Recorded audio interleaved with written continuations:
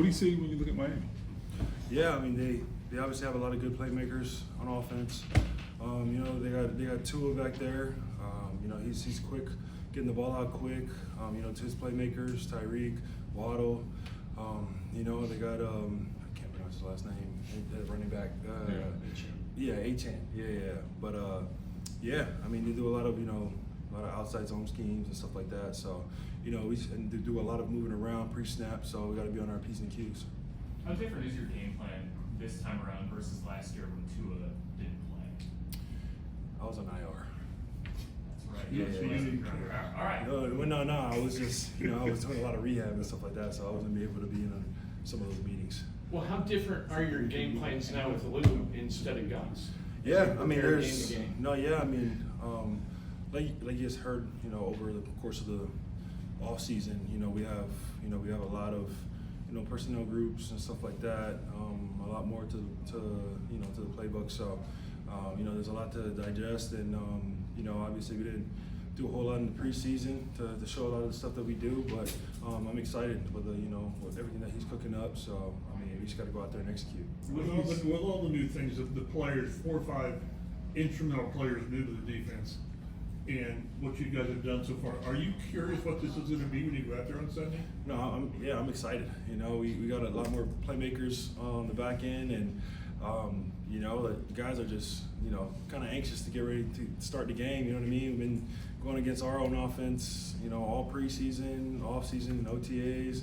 So the guys are ready to get out there and show what this defense can do. So it's not an unknown. You're confident that what you guys have got Yeah. is a good collection. Yeah, I feel like collectively, multiple guys on our defense throughout training camp or made, multiple plays on all levels. So I'm excited on what we're going to be able to do come Sunday. What do you see from Latu that's different than last year? Yeah, well, Laiatu, it's just his confidence and his rushing, and also not being a one-trick pony, was just throwing his fastball. He's been doing a really good job this offseason, getting to his counter move. His first move doesn't work, or his secondary move and things like that, and continuing to rush and come up with, sacks, if you want to call it, in practice. So it's been fun and encouraging to see. DeForest, you mentioned that you guys are eager, of course, as a defense, to show what this is going to look like. You have a number of new additions defensively, but really, the core group of this locker room is a lot of guys who've been here together for a while. Yourself, Kenny, Q, Definitely. JT. And what is the sense of urgency you guys feel going into week 1 to start in the fashion that you No, yeah, just definitely a lot of sense of urgency. You know what I mean? Like you said, we got a lot of the core group of guys that's been here for a number of years, and obviously coming up short, one play away, one game away every year. I mean, we're just eager to change that narrative, and handle business, start fast, and finish faster. So, the guys are just ready to get out there and put all the naysayers to bed.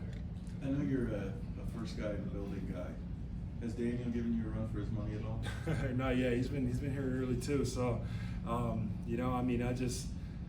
I continue to stay with my same old routine. You know what I mean? And it's been working for me. So, I mean, if he gets here, a couple minutes before me, good for him. He's the quarterback. What's the balance of, you say, obviously getting close and that frustration, but also it's a new year. Like, how much do you hold on to what you didn't accomplish versus what you want to accomplish? Yeah, you look at it as scars, right? You got some certain scars throughout the years that you hold on to, and you remember to keep as motivation and learn from those past failures, and like you said, it's a new year, so you learn from those past failures and you move on and continue to grow as a player, as a teammate, and see what you can do better this coming year. This is kind of random, but I don't think the Eagles were doing the tush last time you played them. But if that's something that's ever come up as a defensive player, what's the plan of attack when you're preparing for that, if there is one? You just gotta. It's coming, so you just gotta stay as low as possible and drive your feet. That's kind of the only way you can really stop it. You know what I mean? And I think they did a couple times. The last time they played us, they did a tush push. Is it just low man wins? Is that simple? Essentially, that's the nature of the game. And they've obviously they got a great O-line over there, and they've you know, been able to do it with really good techniques. So I mean, they found there's some secret ingredient that they got going on over there compared to everybody else. But yeah, I mean, that's essentially, it's just the lowest man wins. When it comes to Daniel or any of the veteran quarterbacks who come in, what do you think the key is to them building a rapport with the team when they're a new guy coming in? Yeah, you know, any guy really, quarterback. You know, obviously, especially quarterback, but just building that relationship throughout the offseason. You know what I mean? Coming in, you know, just building a relationship, especially with, you know, obviously your guys on offense, the O-line, receivers, and things like that. And I feel like Daniel has did a really good job since he's been here. You know, being able to reach out to guys and you know, build those relationships throughout the entire offseason. Did he focus on offense or did he call you? No, I mean, shoot, we went out golfing a couple times, you know what I mean? So, I mean, it's defensively and offensively. I heard Jimmer say on Sunday, how special is that and what does that mean to you? No, yeah, that means a lot. I mean, a bunch of us we've been talking about it, how we really do have to win for Jim and start fast and put something out there that he'll be, you know, proud of, you know, looking down on us. And, you know, we definitely take that to heart. You know, the footprint that he's left here, you know, amongst the players, this organization, this city. This is a special year. The offense is working at a couple of new starters on the interior with Tanner and Matt. How have you seen them grow since last year? And do you, as someone, a veteran on the other side, do you give them any pointers as kind of catching them up to speed? No, yeah, and I mean they've been great. You know, those two they practice their tails off every day.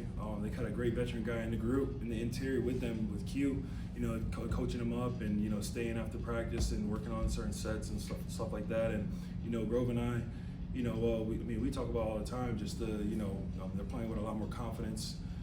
You know, and you know they get under our skin a little bit sometimes throughout practice, which is good. You know what I mean? It's going to be good to continue to build that mentality up front for them. And you know, I'm excited of, you know, the consistency that they're going to play at this year.